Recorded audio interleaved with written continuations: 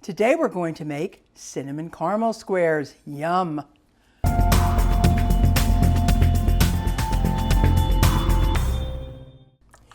Hi, Gloria Donahue with Nana's Cookery. Welcome or welcome back to the kitchen. It's good to have you here again. We're going to be making the cinnamon caramel squares. I've not made them before. I put them in my Pinterest pile, and it's a McCormick's recipe, and that, of course, is the McCormick spices, and there's a lot of cinnamon in it and caramel, so what could be bad? You're going to need flour, baking powder, cinnamon, salt, brown sugar, eggs, vanilla, a stick or 4 ounces of salted butter, pecans that we're going to chop, and caramel, either homemade or purchased. It starts with a greased foil-lined pan, and I find that it's really better to shape your foil on the back of your pan. It'll be much easier to put in the pan that way, and then I will grease it. And the reason it has the grease-lined pan, I'm assuming, because it reminds me of my lemon squares, is that sometimes that bottom base shrinks up a little bit as it bakes. And then maybe that caramel thing a little bit is going to get down, and it's going to be hard to work around the edges. They're going to be sort of chewy.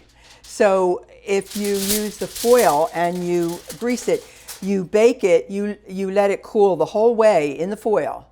And then you lift it out of the pan when it's totally cool, and then you can cut it. And if you'd actually like to cut it away from the edges, like I do my lemon squares, that would be possible.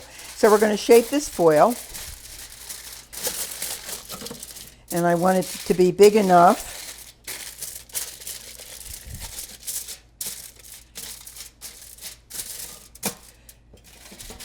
and I'm just going to turn my pan over and put my shell in, and it's much easier than trying to press it in the pan itself. It makes the corners much neater. I have a little bit of shortening here, and I'm going to use the very fancy fingers for this and just grease this paper. We have not been doing videos for a while. You may have noticed we plan to do one every week. But you know what happens when you make plans? Life happens. My husband has been quite sick now for 3 months, undiagnosed most of the time, with lots of tests. And when they finally found out what was wrong and started giving him medicine for it, he had a very bad reaction. Taken to the hospital. He's in rehab for PT, but he's coming home next week. So we are very hopeful. There is a sign in the place where I bake once a month for cancer patients. And that sign says, "You don't know how strong you are until strong is your only option." And that's where we are. And I can be strong and he can be strong. And you know what? I've done it before. I've been strong before. And when you're successful in being strong at something, you can do the next one. You know you're capable of doing it. So whatever you're going through, and that could be a simple thing, could be saying the right thing at the right time, not saying the right thing at the wrong time, following on with something that you stopped, or saying, you know what, no, the strong thing would be to stop this now. That's good too. We're going to mix our dry ingredients together first, and that is going to be a cup and a half of regular all-purpose flour. When a recipe says flour, it means all-purpose. It does not mean self-rising or bread or anything like that. The term flour would really always be just regular all-purpose flour. You don't pack it in, you just lightly scoop it in and level it. And so this is going to be a cup and a half of all-purpose flour. I need just a 1/4 of a teaspoon of salt, and this is a half, so I'm only going to use half of it. Put that aside. I need 2 teaspoons of baking powder, And I'm going to do the baking powder first because then I can go into the cinnamon. But if I went into the cinnamon first, I really couldn't use that spoon for the baking powder. So I'll do the baking powder first. And we're going to put in, we're just going to level it off there. So that's 1. And that's 2. You can't keep baking powder forever. I don't really dispose of mine because I use it. But if you're unsure because you've had it a long time, put a little bit in water. And if it doesn't bubble, then it probably is not good anymore. I use a lot of cinnamon, and I did have to check. I thought, oh, I might not have enough in this bottle, but I had another one. So always check things that you think you have. Make sure you really do have them. So there's a teaspoon and another teaspoon. So that's a lot of cinnamon in a recipe. And I'm going to stir that together. And that's our dry ingredients. And always stir things well. It's a little easier if you have cinnamon in there because you can see the difference in the color. But sometimes the color is all the same. And so you just want to make sure that you combine it really well. So that's our dry. Now over here, our next mixture is 1.5 cups of brown sugar. You know my rule for eggs. I always break an egg separately first. When I go a year without a shell, then I will stop doing it, but it hasn't happened yet. I can go a long time and then all of a sudden I get some. And now I have 1 stick of melted butter, and that is 4 ounces. So we're just going to start mixing that, and there is, let's see here, we've got 1 tablespoon of vanilla. It's a lot of vanilla. I hear from some people who live in Europe that they don't use the liquid vanilla at all. They use the vanilla beans. Vanilla beans here are very expensive. And although I keep them, I don't use them very often. This is a vanilla bean, and it's in with alcohol. And I think everybody in America and Canada probably, this is what we use. But I don't use the imitation vanilla. I do use what's called a real vanilla. And this calls for a tablespoon, which again is a lot of vanilla. There we go. And it also calls for, I'm going to mix this first.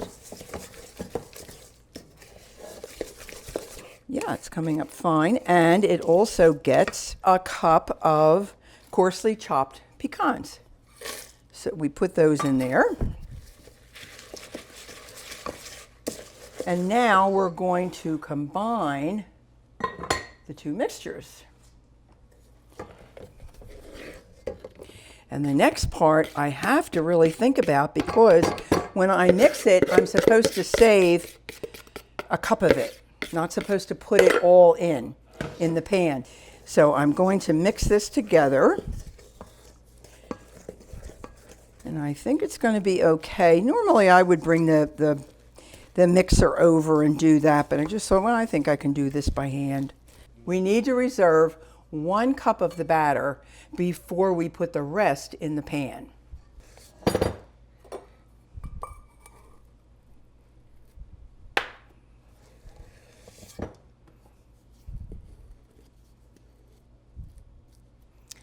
Okay, now I'm going to kind of drop this. I'm not going to try to put this all in one place. I find it's always better to do globs and move those globs together than try to put it all in one thing and then move it. This is a very thick batter, so I am going to have to carefully spread it once I get everything in there. And now I want to be able to get around the edges. You can see I have spread the batter in the pan. And this is something that I probably would not have realized before I made it. It is very thick and it took quite a while to spread it. It's not like one of these batters for a cake where you just pour it in and you're on your way. This was very thick and it has to be carefully put in the pan. Now we're going to put this in and cook it at 350 for about 15 minutes until it is firm to the touch. For the caramel topping, it calls for a 14-ounce bag of caramels and a 1/4 cup of milk. I did not do that. I made my own caramel. Once you make caramel, you would never be able to use the packaged caramels again. Your own caramel is so much better, and it's only got a few ingredients in it. Now, I measured it after I weighed it because it calls for the 14-ounce bag. So, oh, terrible. I made it and it was a pound. It was 16 ounces. So darn, I had to eat 2 ounces of caramels. I didn't want to. I just had to. But it is so much better. I will put the caramel recipe underneath the video if you want to try your own. It only has a few ingredients, and honestly, once you get used to making your own, you'll really enjoy the caramel. But you can use the packaged caramels, as they say, unwrap them, unwrap the caramels, and then put it in something with 1/4 cup of milk, and we're just going to melt it in the microwave. So we're going to cook it for a minute and then stir it. And of course, mine's solid caramels, whereas they would be loose, so it might take me a little more. Our base is cooked. So now we're going to pour the caramel mixture over it. And this was the caramels and 1/4 cup of milk. And it took 2 to 3 minutes. And I just stirred it after every minute, and then you let it cool for a couple minutes. So now we're going to pour this over. Now I love the directions say to 1/2 an inch of the edges. You tell me, folks. This is a liquid. This is going to go right to the edge. I mean, there's no question about it. It's not thick enough to just plop there and have it stay. So we're going to pour it over. We're going to spread it. Now we're going to take the rest of the batter that we had, and we're just going to put it in by spoonfuls all around the top. Okay, and now I'm just going to take a knife and swirl, but I honestly don't see that we're going to swirl very much because that batter is really thick. The caramel is really thin. Well, we'll see here. We're getting some swirl. Okay, all right, because the batter is hitting that warm caramel. And so that is allowing me to swirl it. Okay, I was wrong. You can do some swirling here. There you go. We're going to put it back in for another 15 minutes. And we'll see you then. Well, our cinnamon caramel squares are out of the oven and they're cooling. I hope I didn't let them cook too long. I let them cook longer than they said because I wanted it to firm up, and they said it should be firm.